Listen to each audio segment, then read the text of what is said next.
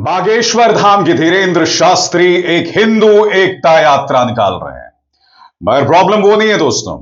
Problem यह है कि इस यात्रा से जो चेहरे जुड़ रहे हैं ना, उनके ऊपर कुछ दिनों पहले जांच एजेंसियां दबिश डाल रही थी। तो इन शख्सियतों को क्या लगा कि धीरेन्द्र शास्त्री की हिंदू यात्रा के साथ जुड़ जाएं और सारे दाग धुल जाएंगे, या सारी जांच एजेंसियां तुमसे दूर हो जाएंगी, क्योंकि यह शख्स धीरेन्द्र शास्त्री भारतीय जनता पार्टी का राजनीतिक हथियार है और उसके अलावा कुछ नहीं। आपके सामने यह है शिखर धवन, भारत के पूर्व ओपनर। इन्हें कितना प्यार मिला दोस्तों। अब वो धीरेन्द्र शास्त्री की हिंदू यात्रा में शामिल हुए हैं। मैं आपसे एक सवाल पूछना चाहता हूं, इस व्यक्ति को कितना प्यार मिला, मगर यह व्यक्ति उस व्यक्ति के साथ यानी धीरेन्द्र शास्त्री के साथ जाकर जुड़ा जो संविधान का अपमान करता है, जो अनर्गल बयान देता है, जो सस्ते जादू को आध्यात्म का नाम देता है। आपको क्या लगता है यह शख्स क्यों इस यात्रा में जुड़ा है?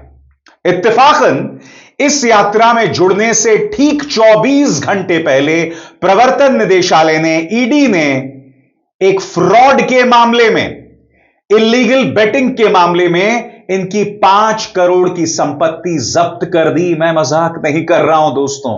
और 24 घंटे बाद यह व्यक्ति धीरेन्द्र शास्त्री के साथ जाकर जुड़ता है। शिल्पा शेट्टी इसकी तारीफ कर रही हैं, इस यात्रा की बहुत तारीफ कर रही हैं। मैं आपसे पूछना चाहता हूं, शिल्पा शेट्टी, हिंदू धर्म, हिंदू उद्धार, क्या लिंक है आपस में? हां, एक लिंक जरूर है। इनके और इनके पति पर 60 करोड़ का फ्रॉड का मामला चल रहा है और यह भी जांच एजेंसीज के गिरफ्त में है, उसके दबिश में है। और यह भी अब धीरेन्द्र शास्त्री की इस यात्रा की तारीफ कर रहे हैं। हम इस सब की चर्चा करेंगे दोस्तों, मगर उससे पहले, ये मेरे शब्द नहीं है, ये धीरेन्द्र शास्त्री के शब्द हैं। वो कह रहे हैं कि इस यात्रा में लोग चाट पकौड़ी लूट रहे हैं। मजाक नहीं कर रहा हूं दोस्तों। जो लोग इस यात्रा में हैं वो लोग चाट पकौड़ी लूट रहे हैं। अगर आपको विश्वास नहीं है तो गौर फरमाया जाए। कुछ पदयात्री इतने होशियार हैं वे आगे निकल जात और पूरा चाट पकौड़ी को स्वागत खा जात। आज के पूरी पदयात्रा में हम कसम खा के कह सकते हमें दोना भी ढंग को मिलो। दोना और बोतलें ऐसे कुछ नहीं मिली जैसे बेलन चढ़ गई हो। तो हमने पूछा यहां इतने दोना क्यों डले? बोले यहां समोसा आधारित थे। हमका समोसा कहां गए? बोले तो पेट में चले गए। तो हमका की के पेट में गए? बोले पदयात्रियों के। हमका पदयात्री तो हम भी हैं? बोले नहीं, आगे आपसे बड़े वाले थे। हमका तो बड़ी कृपा है, जब ऐसे ही थे तो बड़ी कृपा है। तो कुछ पदयात्री आगे खिसक जात। हमारी प्रार्थना है धर्म दुष्ट से आगे ना भैया जाइयो। आज हमको खबर मिली, जब हम कात्यायनी माता मंदिर से 4 किलोमीटर पहुंचे तब खबर आई कि पदयात्रा पहुंच गई। हमने कहा कहां से पहुंच गई? हम आधे नहीं पहुंचे पदयात्रा पर। बोले पहले ही पहुंच गई। अभी भंडारे में पूरी पूछ रहे कि कब शुरू होगा। अरे हम कहीं गजब की पदयात्रा है, पता करो कहां के हैं। अरे बोले पदयात्री है, सबके अंदर काट डरे। हम कहीं हद हो गई भैया। तो हमें जो आगे बैठे दिख रहे हैं हमें बेई लग रहे हैं। तो जैसे मैंने कहा ना दोस्तों, ये मेरे शब्द नहीं है, चाट पकौड़ी की जो लूट चल रही है।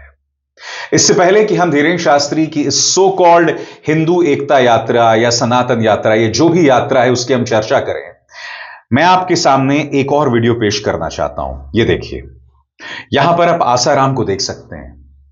इस व्यक्ति पर बलात्कार और हत्या के आरोप नहीं है, यह गुनहगार है, बलात्कार का गुनहगार है। और देखिए किस तरह से स्वागत किया जा रहा है। सबसे बड़ी बात, गुजरात की एक अदालत ने इस व्यक्ति को बेल पर रिहा किया है। सही सुना आपने। इस जेल में कई कार्यकर्ता, उनके खिलाफ चार्जशीट भी नहीं है, वो आरोपी भी नहीं है और वो 5-5 साल से जेल में है। मगर यहां पर एक कन्विक्टेड रेपिस्ट, उसकी रिहाई अदालत करती है। और सबसे बड़ी बात देखिए स्वागत किस तरह से हो रहा है। तस्वीर देखिए।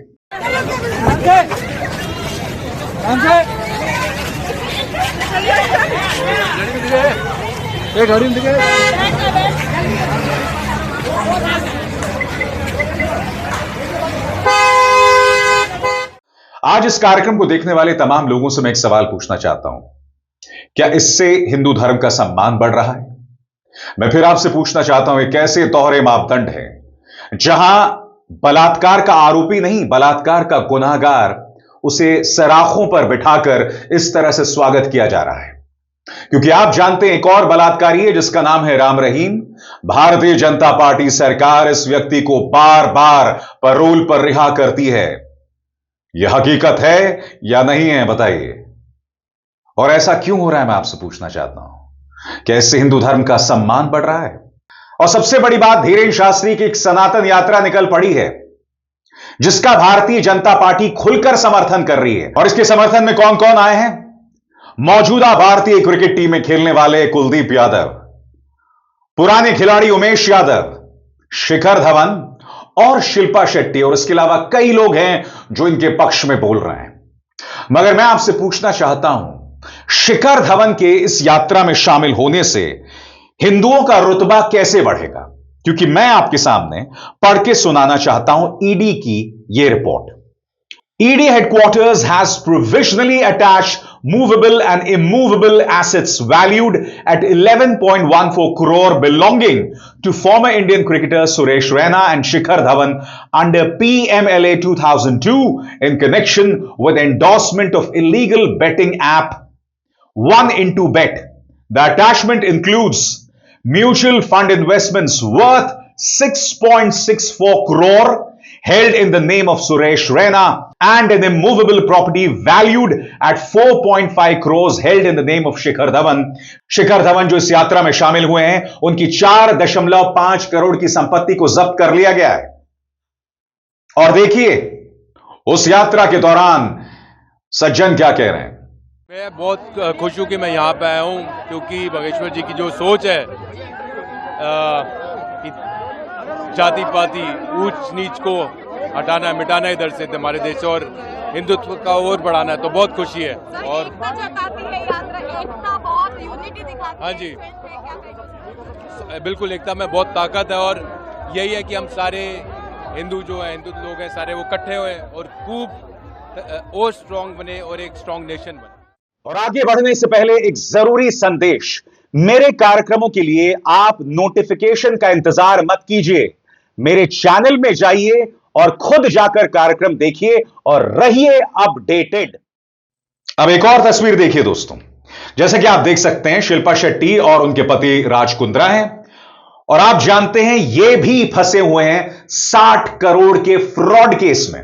मामला क्या है आपके सामने, Shilpa Shetty and Raj Kundra's alleged ₹60 crore fraud case, EOW finds evidence of fund diversion। कोई मनी लॉन्ड्रिंग में फंस रहा है यानी PMLA शिखर धवन, कोई 60 करोड़ के फ्रॉड केस में फंस रहा है, और इन सब के लिए समाधान क्या क्या रास्ता है? धीरेन्द्र शास्त्री की हिंदू एकता यात्रा।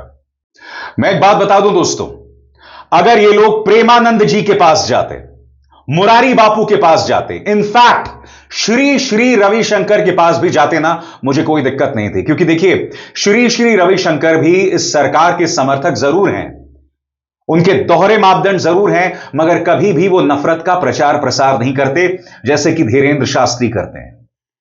प्रेमानंद जी को आपने देखा है, उनके मुंह से कभी भी आप कोई वाहियात बोल नहीं सुनते हैं।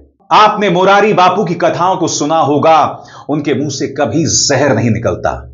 अगर आप शंकराचार्य स्वामी अविमुक्तेश्वरानंद जी के पास भी जाते तब भी मुझे प्रॉब्लम नहीं होती, क्योंकि वो एक ऐसे शंकराचार्य हैं जो सही को सही और गलत को गलत बोलते हैं। हालांकि कई बार मैं उनके बातों से इत्तेफाक नहीं रखता हूं। अगर आप इन महानुभावों के पास जाते तो मुझे कोई प्रॉब्लम नहीं थी, मगर अपनी जान बचाने के लिए ये लोग धीरेन्द्र शास्त्री के साथ जुड़े हैं। और सवाल धीरेन्द्र शास्त्री से भी है कि जिन लोगों पर दाग है, जिनके खिलाफ जांच एजेंसी सक्रिय हैं, ये लोग अगर तुम्हारे साथ जुड़ रहे हैं तो कौन सा कमाल कर रहे हैं? सुनिए दोस्तों, कुलदीप यादव क्या कह रहे हैं। कुलदीप यादव, जी हां, जिन्हें कितना प्यार मिला, क्या टीम में जगह बनाए रखने के लिए आपको अब धीरेन्द्र शास्त्री की जरूरत है? सुनिए महानुभव क्या कह रहे हैं। सीताराम, मैं कुलदीप यादव, पूज्य गुरुजी श्री भागेश्वर धाम सरकार सनातन एकता पदयात्रा कर रहे हैं, जो कि 7 नवंबर से लेकर 16 नवंबर तक दिल्ली से वृंदावन की दूरी तय करेंगे। आप सभी लोग आमंत्रित हैं, इसमें बहुत से लोग जुड़ रहे हैं और मैं चाहता हूं कि बहुत से लोग इसमें शामिल हो। मैं भी इस पदयात्रा का हिस्सा रहूंगा। मैं उन सभी लोगों को बधाई देता हूं, बहुत सारी शुभकामनाएं देता हूं। सीताराम। आप में से जिन लोगों के जहन में सवाल होगा कि मुझे धीरेन्द्र शास्त्री से क्या प्रॉब्लम है, तो मैं बता दूं, यह व्यक्ति बाबा साहब अंबेडकर के संविधान का अपमान करता है, धर्मनिरपेक्षता का अपमान करता है। कई बार यह व्यक्ति माइनॉरिटीज विरोधी बयान देता है अपने मंच पर, और यह सब हिंदुओं के नाम पर। मानो इस तरह के जहरीले बयान देने से हिंदुओं का कद बढ़ जाएगा। और मैं आपका ध्यान खींचना चाहता हूं इनके वाहियात बयान की तरफ। सबसे पहले महाकुंभ, बाबा बागेश्वर ने डुबकी लगाई, कहा हर किसी को संगम में आना चाहिए, संगम में नहीं आने वाला देशद्रोही। ये जो शिल्पा शेट्टी हैं, कुलदीप यादव हैं, उमेश यादव हैं, शिखर धवन हैं, इनमें से कितने लोगों ने कुंभ में डुबकी लगाई थी? बताइए, ये देशभक्त हैं या देशद्रोही? भाग्यश्री जो आपके समर्थन में आई हैं, क्या उन्होंने कुंभ में डुबकी लगाई थी? कम से कम मैं तो जानता नहीं हूं। बताइए। आगे देखिए, धीरेंद्र शास्त्री का एक वीडियो वायरल, इसमें वो कह रहे हैं कि महाकुंभ में लोग मरे नहीं हैं, उन्हें मोक्ष प्राप्त हुआ है। उन्होंने इस घटना के पीछे गहरी साजिश भी बताई है। सबसे बड़ा तमाशा, कितने लोग मारे जाते हैं वो असली आंकड़ा सामने नहीं आता है। 100 से ज्यादा था वो आंकड़ा, इंडिपेंडेंट जांच ने साबित किया। मगर आप जानते हैं सरकारी आंकड़ा क्या था? आप ये भी जानते हैं कि जब यह घटना हुई थी तो मुख्यमंत्री आदित्यनाथ के क्या तेवर थे। 11 घंटे तक उन्होंने मौत के आंकड़े को नहीं स्वीकारा, और यह व्यक्ति क्या कह रहा है कि जिनकी मौत महाकुंभ में हो जाती है उन्हें मोक्ष हासिल होता है। लोग बुरी तरह से एक दूसरे के नीचे दबकर मर गए थे। इस मौत में कैसी गरिमा है मिस्टर धीरेंद्र शास्त्री। और ये वही धीरेंद्र शास्त्री हैं, याद कीजिएगा, हाल ही में ऑस्ट्रेलिया गए थे, महंगे चश्मे पहन रहे थे, और जब लोगों ने, मेरे जैसे पत्रकारों ने इनका पर्दाफाश किया था, तब यह व्यक्ति किस कदर बौखला गया था। और मैंने उस वक्त भी कहा था, इस व्यक्ति का आध्यात्म से कोई लेना देना नहीं है, यह व्यक्ति सिर्फ सस्ता जादू करता है, दैट्स इट, उसके अलावा कुछ नहीं। मेरे मन में प्रेमानंद जी महाराज के लिए इज्जत है, मुरारी बापू के लिए इज्जत है, श्री श्री रविशंकर के लिए मैंने अपनी स्वर्गीय सासू मां के मन में बेतहाशा इज्जत देखी है।